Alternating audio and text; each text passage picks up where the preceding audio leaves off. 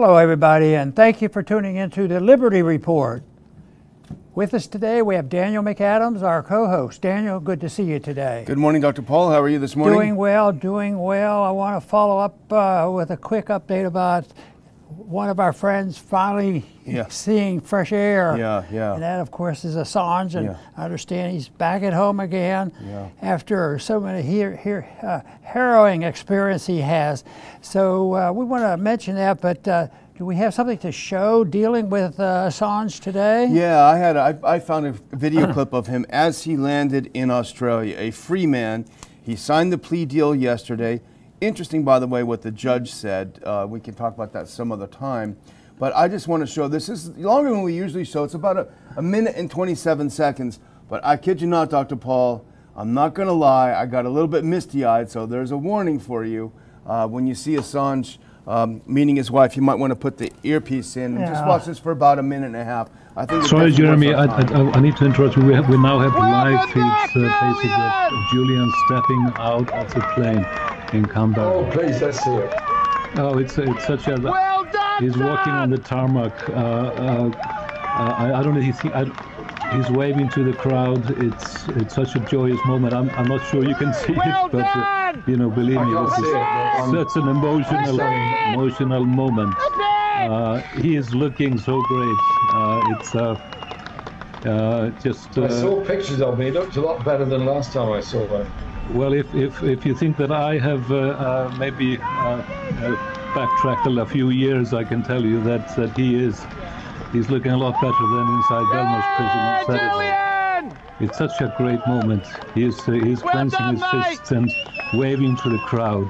What a great moment in history to witness and be a part of it, Jeremy. And thank you. I mean, we should all be. I'm just getting it on my phone now. Wow. He is meeting Stella now. Oh my God. Kissing Stella. You know, this is, my God. And John Shipton is there, his father. You know, reuniting with the family. What a great moment, Jeremy, to be watching this. This is something we've been fighting. Very touching, wasn't it, Dr. Paul? Seeing him hugging his dad and Stella. In a way, it's a shame we have to wait so long to get this good news, because we, the governments and our own government, create these problems. And it's almost a shame that just relieving the pressure of the mistakes is joyous, but it has to be. At least there was a movement in the right direction. The one thing I give Assange credit for is, you know, he had confidence. For a person to go through this and survive, you have to have confidence in what you're doing.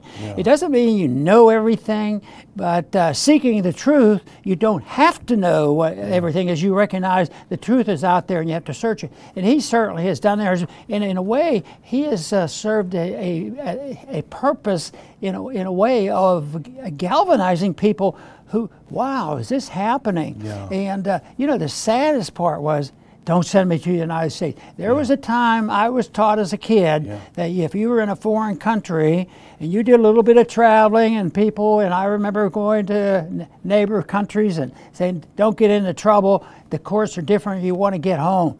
But his main goal all these years, and it wasn't like he hated Americans or anything like that, it was just don't send me to the United States court system.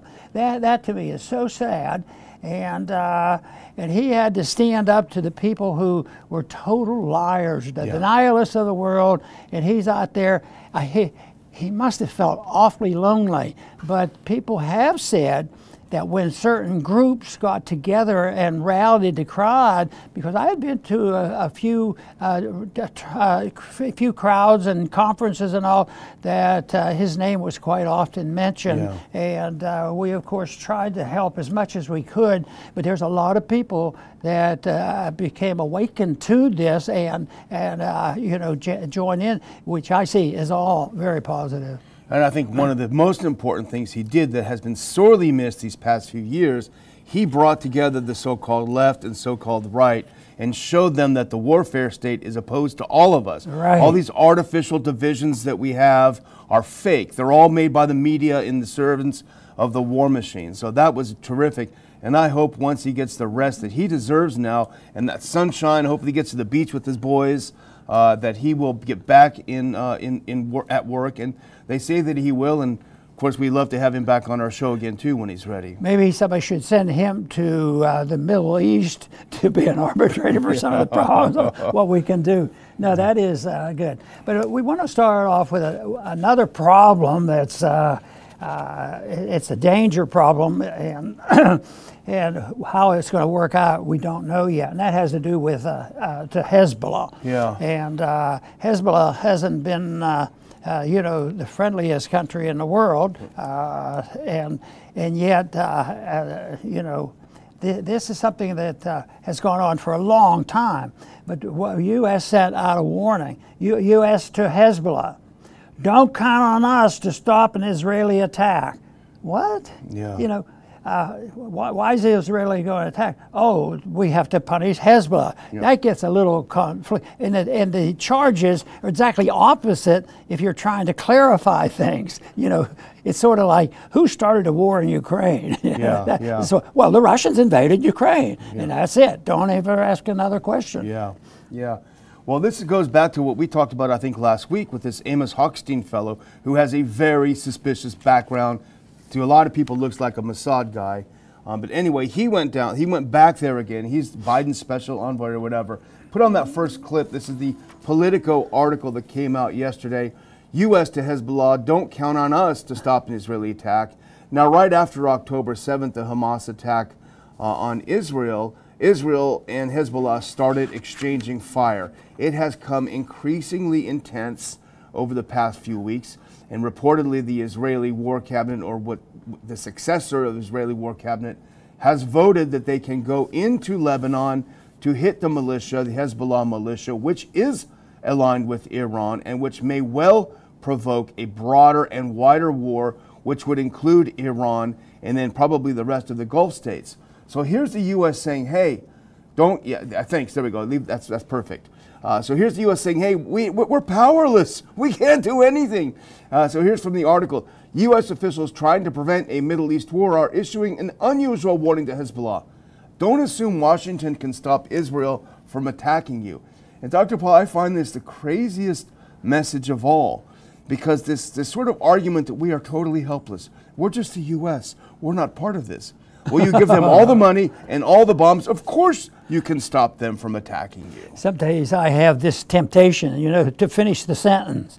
Yeah. And when I was reading that, I finished the sentence. Don't assume that Washington can stop Israel from attacking you or want to. Yeah. You know, and that's the reflection of our foreign policy. I just wonder, you know, where the Hawks must have a heyday on this, but they have to figure out some things too, because sometimes the speeches coming out of the administration doesn't always satisfy the wild people in our Congress, you know, and they don't make any sense at all on what they want to do. And you know, when they had this is just an example of how the votes are separated. When they had the vote on the militaristic thing of automatic registration for the draft, yeah. I mean, where were they on that? You know, boy, the Republicans are loyal to that idea. It's such a contradiction to their verbiage. They talk about the Constitution and all this, and yet 3 of them said, you know, involuntary servitude, just for the men, of course, you know, is something that we endorse that. Yeah. You know, we have to it's disgusting. They do that for national security. Yeah. They're going to take care of us. Well, this is incredible, because after this admission, we can't do anything to stop it. This, again, would be a wider war. I can't imagine anything more horribly destructive to Biden's presidential re-election campaign than having a broad war break out in the Middle East. I mean, Trump is going to take advantage. He's going to be bombastic, but he will take advantage of this. This is a disaster for the Biden administration, maybe a death knell to his campaign, yet he pretends that he's absolutely powerless to stop this. And of course, it's even worse than that. If you go to the next clip, which would be that third clip, this is incredible. And I sent this to you yesterday because I couldn't believe this wording, Dr. Paul, 2 U.S. officials told Politico that the militia, that is Hezbollah, needs to understand that Washington will help Israel defend itself if Hezbollah retaliates. They stressed that the group should not count on America to act as a brake on Israeli decision-making. So essentially they're saying, if Israel attacks you and you fire back, we're going to help Israel. We're going to be in the war. They don't even ask, who's causing the flare-up? Yeah. That's a green light to Israel. Hey, wink, wink, we got your back. Go ahead, go in. You described very well the dilemma the administration is in, and also the contest currently throughout the whole area there between the hawks and the ones that are the progressives and would like to see a lot less war. So, but eventually, reality sets in the war, and I think what we're witnessing, and as you describe it, sounds like reality is setting in. But the question's raised. We know that sometimes the reality might be, boy, we're under the gun, and when they make these empty, ridiculous threats, it might be required that we might have to join in here. And it's sort of like some of the things that we do in economics and the marketplace is you can spend and have debt out and people complain and all about it, and the governments do nothing other than cry about it and make the problems worse. And I think that's what happens on foreign policy. They cry about it, and then we stay engaged, and if the war doesn't go well and the evidence is clear, like in Ukraine, that war is probably pretty much knowing how it's going to end. But they do this, and they just won't live up to it. But eventually, though, it is settled that both sides just throw in the towel. And I've always think it is so stupid. Yeah. Why don't they go to people who like to prevent war rather than the experts who know us how to get out of war and have peace treaties, and maybe we could get the UN to get in there and put some troops in there and get NATO to be a little stronger and get the real hawks in there to know how to win wars. We're sick and tired of not winning these wars. Yeah. And they have that attitude. Yeah. Some of them are still sick and tired of, we're not still fighting in Vietnam. Yeah, We've got to show we can win down there. Yeah, exactly. Well, here's that mentality that you're describing absolutely perfectly is in this next quote that I pulled from the article, if you put it up. Now, this is a Defense Department official who spoke anonymously. He said, Israel's got to do what they got to do. So essentially that's the point. But again, it's worse than that if you go to the next clip. And this is the part that people should pay close attention to. And I would say, Dr. Paul, Congress, where are they? Why aren't they paying attention to this? It says 2 U.S. officials said the Biden administration will help Israel defend itself in any scenario with Hezbollah, including everything from replenishing Israel's Iron Dome missile system, defense system, to providing intel.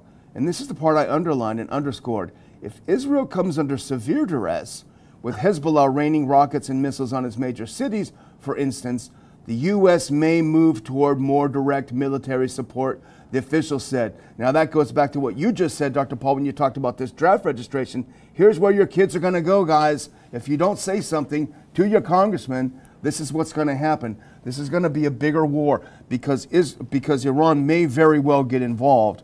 And what's not often reported is that when Iran retaliated against Israel for Israelis' bombing of a diplomatic building that Iran had in Syria, they did a very unique technique. I'm not a military expert. From everything I've read, they sent a swarm of drones in, which depleted the Iron Dome system, after which they sent in several ballistic missiles that hit their targets. So they know how to defeat the Iron Dome system. The only way Israel escaped far worse destruction is that the U.S. apparently shot down 80% of the missiles. So you have a situation that will escalate quickly and get the U.S. involved in a major, major war.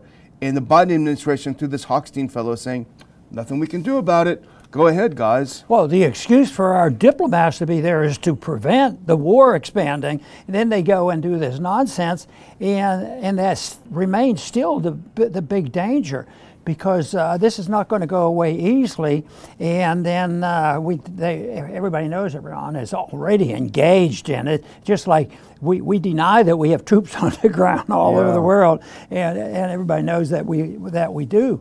But if the conditions get to such, there is no problem with all of a sudden seeing an escalation of what Iran would do. They very much are capable, and they probably could send a couple troops over there too if they decided to. So it just doesn't make any sense to me, but we'll keep plugging away. And we have how many thousands, maybe thousands of troops in the neighborhood in Iraq and in Syria occupying it. Iran can very easily retaliate. They don't have to send a missile to New York. They can easily take care of retaliation against the U.S. in the area. So this is a tinderbox, and the Biden administration is holding a match over it. Did you see where they moved an aircraft carrier out of harm's way? And when I see those things, I keep thinking, they're still fighting this Second World War. Yeah, exactly. You know, and like you say, if they wanted to hit New York tomorrow, they're capable of doing it. You know, it's a mess, and real diplomacy would require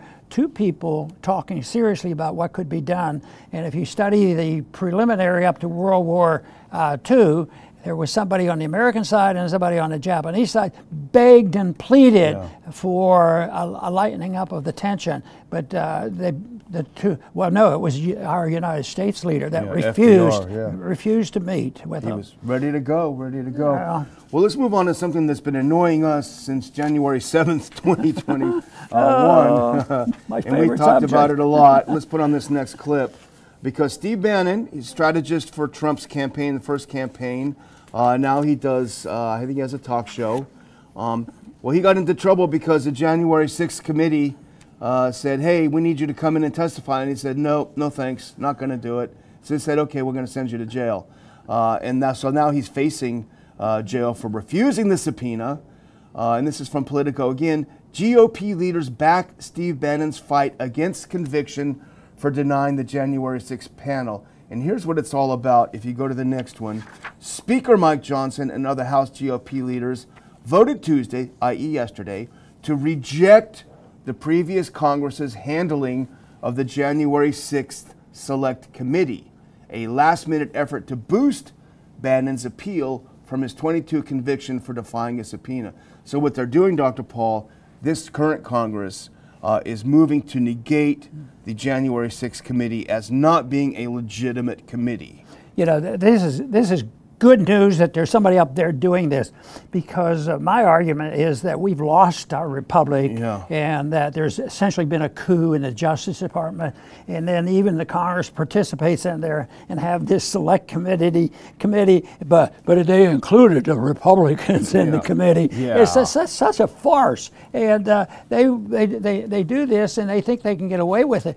But this is coming to light. So we've had our complaints and disappointments with Johnson, but let's hope he holds and sticks to this. But he's going to hear a lot of noise from some people who disagrees with him. You know, so he right now I worry about he has good instincts, but does he have a determination that is required to stick to his guns? Yeah, I hope Johnson does. Well, skip that next clip and go to the next one, because here's what it's all about. And here's where Republicans are honing in on to try to make their case against the 6th committee. Let's go to the one before that, if you can. Go next. I messed up the, there we go, sorry. I messed up the order again. That's just the way this morning is going. But so here's what it's all about, Dr. Paul. Republicans have focused their criticisms of the January 6th committee on two purported defects. And you actually alluded to this a second ago. Its lack of a GOP-appointed ranking minority member, and then Speaker Nancy Pelosi's decision not to fill several vacancies on the panel after then GOP leader Kevin McCarthy boycotted the panel because Pelosi refused to seat two of his initial picks.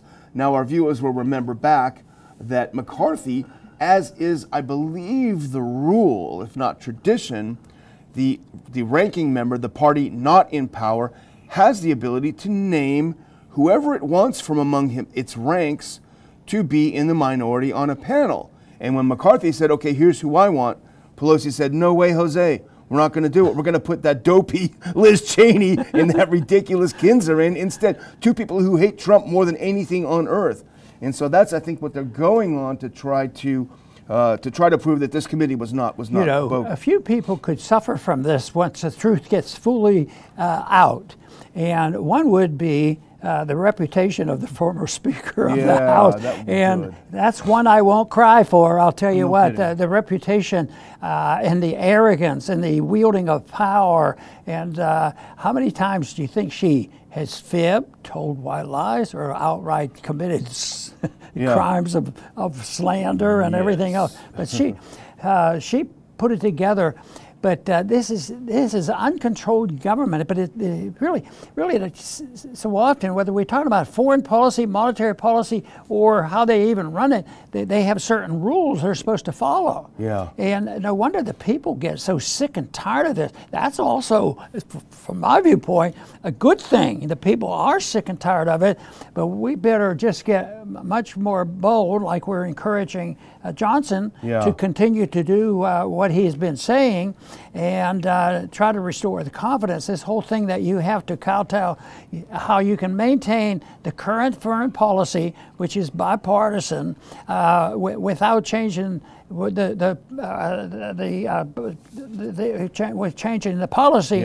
This thing won't work, and that's why we go to the fundamentals. You need fundamental changes of a non-interventionist foreign policy, stay out of the welfare state business, and eventually not going around, when can the Republicans get the draft going again? Yeah, really, But they were disappointed that they couldn't draft the women. Yeah, well, maybe next time. But Johnson, we get him a little bit of praise, but I don't think on his own he would have done this. Maybe it's not true, but let's go to the next one, because this is from the same article. Johnson has been under growing pressure, and I underline this, under growing pressure from his own right flank, who want to use their slim majority to undercut the work of the January 6th committee. Now you can see the Politico spin on this, of course. But Representative Matt Gaetz, who we like on many issues, had publicly floated and privately lobbied for holding a vote within the bipartisan legal group, and that would be to negate the January 6th committee. So Steve Bannon, we don't agree with him on everything, but he's a very smart guy. We admire the fact that he had the courage to say, no, I'm not going to participate. This is a farce. I don't care if I go to jail. I'm not going to be part of this. So we obviously hope that he doesn't end up in jail. This is sounding better. A couple months ago or a year ago, I was pretty despondent about this. This will be buried. What we have to do is reveal as much as we can, try to get people to set the record, let it be known, so at least have the items and the explanation of the truth of the matter. And this is what's happening now. The truth is leaking out now. And, the election, I always complain, nothing ever changes. Some things could change, even if we don't see the change with the Fed and our foreign policy. Something like this could be really beneficial on how you put the group together to solve the problems instead of just lying through their teeth and marching on. They're good at that. Well, I'm going to close out, Dr. Paul, if you're ready, and I'm going to close out with a big announcement of a speaker for our August 31st Ron Paul Institute conference. I told you guys this was going to be a different kind of conference. You wanted something a little different than we've done in the past, and that's what we're doing. That's why we're calling it the Liberty Platform. We're looking at liberty across the board, and that's why I am personally so thrilled, and I cannot wait to go to the conference to see the speaker we're announcing today. Skip over that tweet and go to the big picture. Our second announced speaker for the RPI conference is none other than Joel Salatin. Brilliant. He describes himself as a Christian, libertarian, environmentalist, capitalist. We like all of those things. He is a terrific person. I'm proud to say that I was a customer. You can leave it up, please. I was a customer of his Polyface farm when I lived in Virginia, Dr. Paul, and worked for you on the Hill. He is the author of, I think, 13 or so books, a brilliant speaker. He shows that you can save the environment, make money, and make people healthy. He's going to talk about the food freedom movement. Now here's his most recent book, if you go to the next clip. This looks fascinating. I have not read this. I've read most of his books. It's called Homestead Tsunami, Good for the Country, Critters, and Kids. And it's from the book. It says, from his 66-year-old farm and food and family experience, Joel Salatin explains why thousands of Americans are selling their urban homes, cashing out retirement funds, and heading to the country. The Exodus is a goodbye to one life and embrace of another. He talks all about what that does and how it's a big movement. Now, my favorite title for a Joel Salatin book, I love this title so much, and I love the book, but go to the next, and I'm sure our viewers will love the title and the book. Everything I Want to Do is Illegal. So this is another of Joel's books. So we are absolutely honored and thrilled to have Joel Salatin, a real hero, speak at our conference. Everyone's going to want to hear what he has to say. We'll have some more announcements later this week, but get your tickets. I will put a link in there. I forgot to do it before the show. I'll put a link in there how you can get your tickets to the Ron Paul Institute Conference. Get those early bird tickets and save some money. Joel Salatin, Judge Napolitano, Ron Paul. How can you go?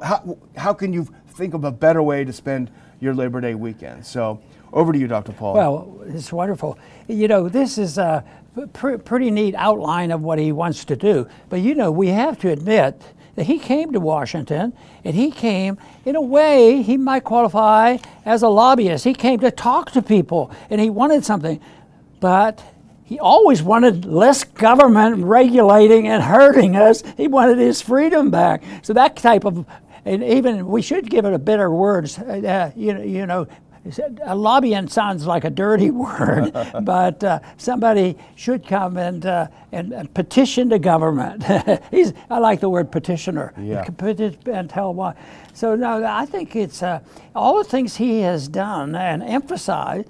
Don't you think if you took those things that he is trying to bring to light and concentrate on it, don't you think a lot of those things were on the minds of the people who risk going across the Atlantic Ocean, you know, in ships that weren't very stable, and come here? All they wanted was to be left alone, and they were capable too. They knew how to, you know, take care of themselves. And lo and behold, it was our country has been very blessed because the emphasis was in the right place on a free market and freedom and judicial system that worked. Now today it's very difficult with the overregulation, the destruction of the economy, with the financial system, and it's not doing well. But the awakening here, and more people joining the freedom movement, the better.